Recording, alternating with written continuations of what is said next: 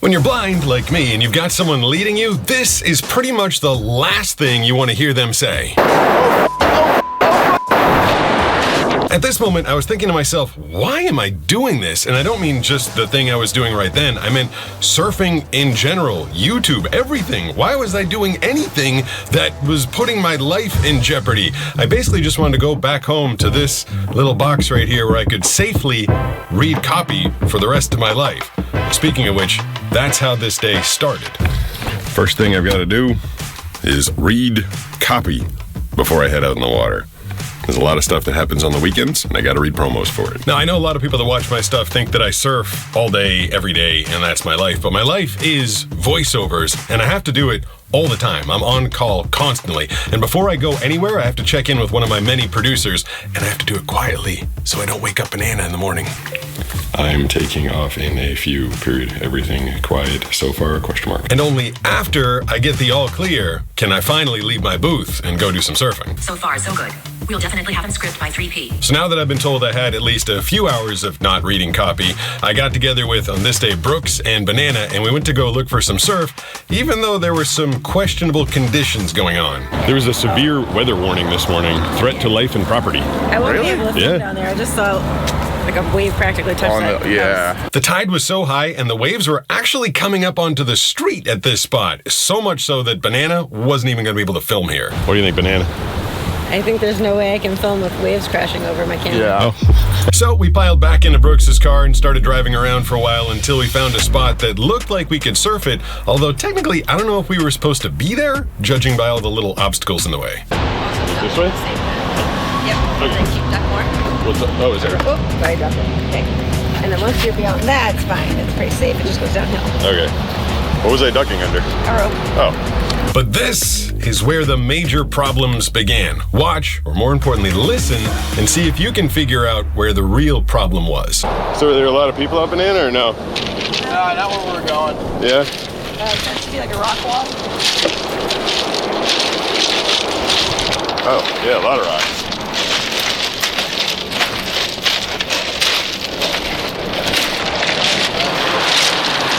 Holy crap.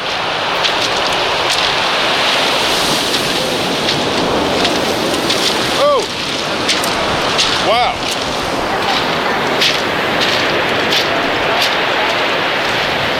It's so loud. Yeah, the noise. The noise is crazy, huh? Yeah, so loud. Is it just like because it's Go a little bit further.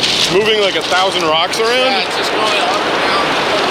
As a blind surfer, I rely on my hearing to try and figure out where I am on the land and on the water, but this day was just a mess on the inside, on the land, basically everywhere. It was so loud, I couldn't hear anything.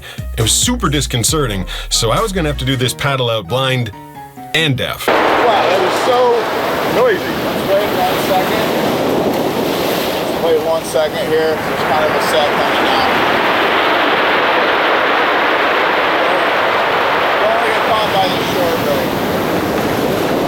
Just wait 1 second. So loud. Hold the line. There's some white water. Watch out, watch out, watch out. Woo! Alright, cool. Whoa. Yeah, sorry. No, let's keep going. Let's keep going. Keep walking, keep walking. Woo! Okay. You alright? Yeah. Alright, cool. Let's go, let's go. Walk out really quick. Jump on your board. Let's go.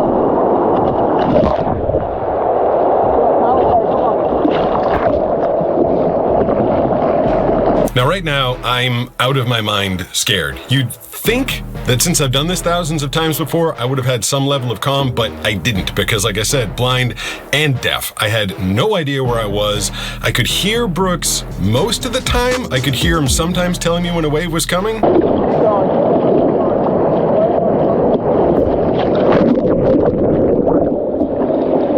And sometimes I couldn't hear him, and I couldn't really determine when the wave was coming because of all the other noise, so I'd get wiped out.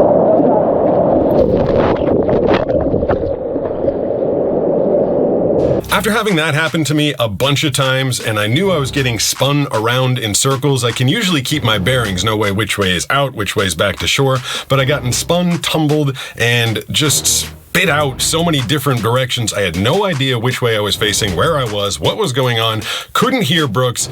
Long way of saying I freaked out and I went back to shore. Even Banana could tell from her camera that I was having a hard time. Hopefully I don't just see a couple surfers come flying up on the rocks. Ha! Yep. Not the way that I was dreading, but they're back on the rocks. Back on shore, I was freaking out. I was having trouble catching my breath, and I actually told Brooks, I don't want to do this. I think this is too much for me today, which is the first time I'd ever said that. I mean, my whole thing is overcoming obstacles, but this one felt too much. Blind and deaf, overwhelmed, thinking I was definitely going to drown. I didn't want to do it. Brooks actually let me calm down, catch my breath though, and then gave me a really good pep talk. He explained to me in detail exactly what the ocean was doing. He said it was really messy and really crazy on the inside, but if we could just get past that, there was a safe spot in the outside. He told me I'd paddled through stuff that was much worse than this before. It's just that the new factor of not being able to hear was the only thing that was freaking me out, but he had the confidence that I could do it. Once you're out there, you're going to be fine, dude. Trust me. By the way, how far had we gotten sucked down the shore during that first time out? It's them, obviously. And this is where I actually am. Down here. And even from all that distance away, it was almost like Banana heard Brooks's pep talk to me. I think Brooks just gave him a pep talk about, like, once we're in, you gotta go, go, go. And that's exactly what we did on our next attempt. Let's go. Run.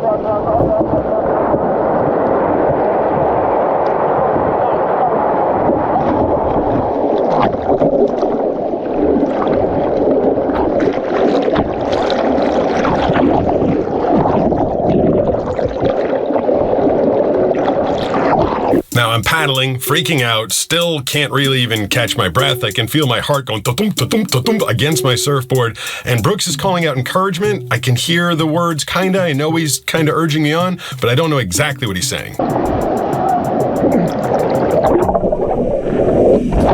Through it all though, I knew he was encouraging me to just keep going, just a little bit further and we'd be safe. And finally, really almost at the moment I was ready to give up again, we finally got out there. That sucked. That was scary.